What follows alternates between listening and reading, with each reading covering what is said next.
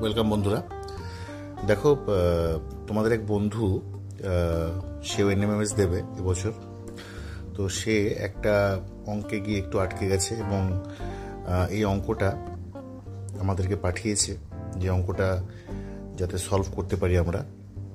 তো এই অঙ্কটা একটা স্পেশাল কাইন্ড অফ সেটের অঙ্ক। দেখো, অঙ্কটা আমি লিখছি। দেওয়া আছে x² - 56 পূর্ণ 18/19 x - 3। এই যে রাশিটা দেওয়া আছে, এর একটা উৎপাদক কি হবে? চারটে অপশান আছে: x + 19, x - 19, x - 1/19 নাকি x + 1/19। ঠিক আছে, দেখো এই ধরনের অঙ্ক করতে গেলে প্রথমে আমি রাশিটাকে লিখছি। x² - 56 পূর্ণ 18/19 x - 3।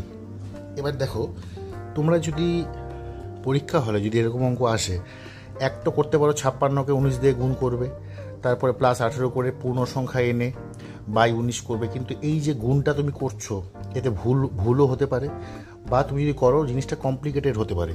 তো এই ধরনের অঙ্ক করতে গেলে যে ট্রিকটা আছে, সেই ট্রিকটা আমি তোমাদের বলছি। দেখো, একটা কাজ করো। দেখো, আমরা কি জানি, 1 পূর্ণ 2/3কে লিখতে পারি 1 + 2/3 লিখতেই পারি।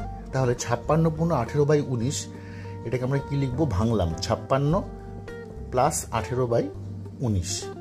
ওকে, x - 3। এবার x², আবার লক্ষ্য করো, 56 লিখলাম, 18/19কে আমরা লিখতে পারি 1 - 1/19 লিখতেই পারি। 1 - 1/19 করলে দেখো 18/19 আসে, x - 3। এবার তুমি কি করো? 56 + 1 কত? 57, অর্থাৎ x² মাইনাস কত হলো? 57 - 1/19 x - 3। ঠিক আছে, এবার তুমি ব্র্যাকেটটা সরিয়ে দাও। x² - 57x plus x/19 - 3। এইবার এই রাশির থেকে এবার উৎপাদকে বিশ্লেষণ করছি। x কমন নিলাম, x - 57। এইবার আগে x - 57টা এখানে তুমি লিখে নাও।